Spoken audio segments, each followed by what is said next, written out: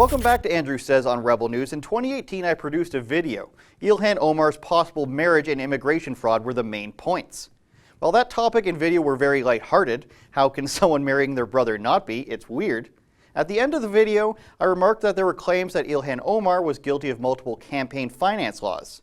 But as it turns out, Omar's transgressions surrounding how she gets elected are more serious than the idea of her being married to two people at once. New Project Veritas videos purport that Omar's staff at her direction have amassed a network of workers with the goal of harvesting ballots, which is of course illegal. It might be glamorous to say how complex and interesting the plot is, but it's not. It's fairly simple. Ilhan Omar's secret election strategy is comprised mostly of enticing seniors to hand over their ballots to be filled out for them, often in exchange for cash. Or just because they don't know any better. Take a look at this video.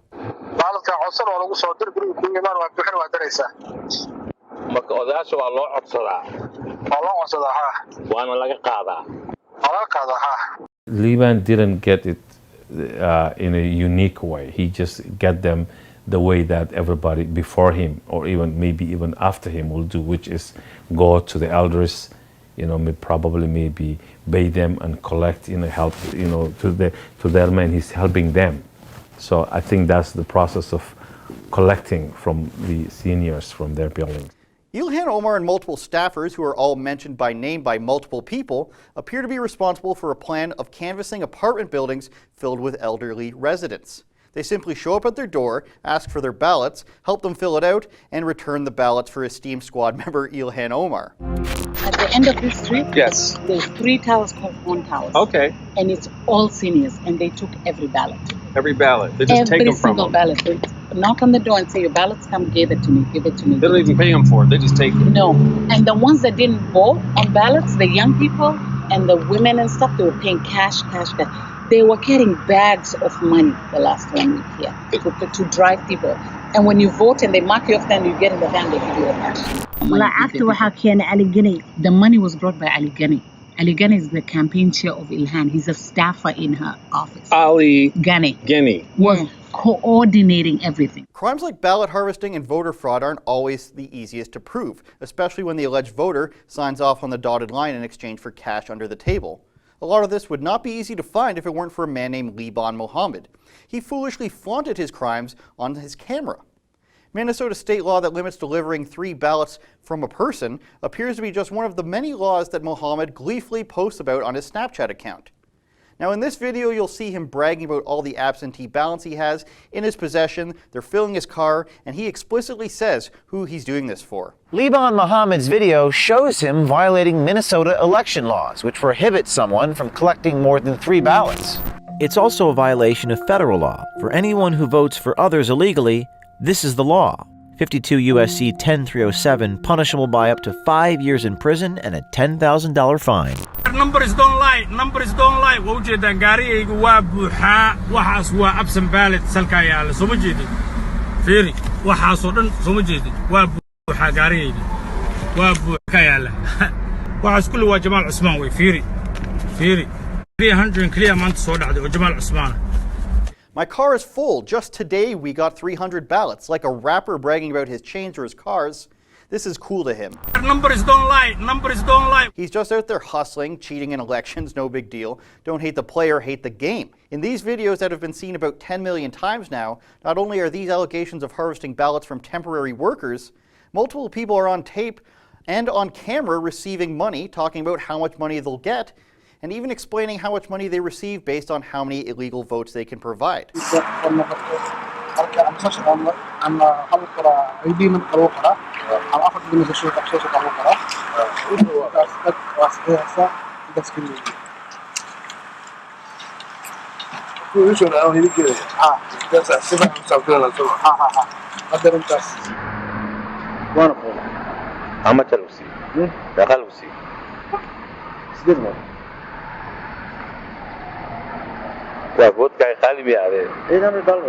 Almost every person who matters is indicted in these alleged crimes. Election judges, city councilors, and a former co-worker says that this is all Ilhan Omar's plan. She started the whole thing. She's the one who came up with all this. The community, she's the one, somehow. Nobody knew about, this is something like new with Ilhan. So she did it? She started this whole thing with the pay to vote. marka election judgeska waqtigooda waa la siiyaa. Yes. Wasi waxa kala. Marka judgeska la siinaa lacagta. Judgeska ayaga waxa kala diray ayaga corruption. Election judges. Ilhan's people count the ballots. Everything. So the people who are actually sitting, working, are the same people. They shouldn't have those same people doing all the job.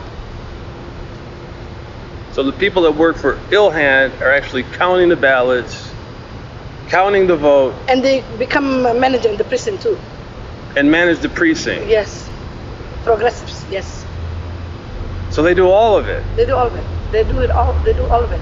So what is the end goal here? Why is Ilhan Omar spending $250,000 on this corruption, even though, by the admission of her own minions, that if any of this continues the way it's currently going, they could all go to jail? And again, like their plan, it's fairly simple. It turns out it's pretty straightforward. But without evidence, it would probably be brushed off as racist or Islamophobic, something to that regard. But this video alleges that Ilhan Omar is being funneled money for the direct purpose of putting an end to the United States' financial support of Israel. Spent over $250,000 on this election. Wow. That kind of crazy. Just handing it out. They got that much cash. Jumping out. This is a big business because look, this girl's gonna propose how to end the money to Israel. Ali Ghani and the owner of the mall and Ilhan's campaign, the cash was coming from this guy. Because the money was being paid in the mall. He's Palestinian. Yeah. He's financing this whole thing. The reason she's fighting for Palestine is because of this guy. And that's it. Yeah. He's pulling the strings. Yeah. So it's all about money and power. And they want her to defund the Israel money. That's all this is about. That's what that's about. We reached out to Project Veritas about this, and they said, quote, "Given the undeniable evidence, we hope that the Department of Justice will act appropriately and begin an investigation into these matters." Ilhan Omar's timeline is fascinating if these purported facts are truthful.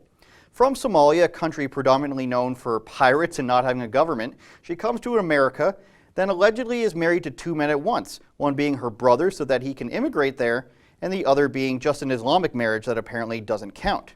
She then commits campaign finance violations, only to coordinate one of the biggest voter fraud campaigns in the country's history, just for the express purpose of stopping money from going to Israel. It's fascinating, really. All of this while trying to help transform the United States into some sort of Islamo-communist state. One of the only places in the world where you can move to, call it racist and a horrible place to live, and be elected to Congress. I say one of because you could probably do that in Canada as well, or the UK. She's almost never there in Congress, by the way. When do you ever see her at congressional hearings? At least AOC, her squad teammate, shows up all the time. Too busy paying off senior citizens, perhaps? I don't know. While all of this has yet to be confirmed, and we do in fact have to say allegedly because we believe in the rule of law here, this is still very damaging to Omar. And it goes to show that in America today, you can get ahead by saying it's the worst place in the world. Yet for some reason, you desperately want to be in charge and put into practice the rules of a country you left because it has no government and is overrun by pirates. How crazy is that? Don't forget to go to journalistdefensefund.com so we can go to more places with security when we need it and interview people just like Ilhan Omar.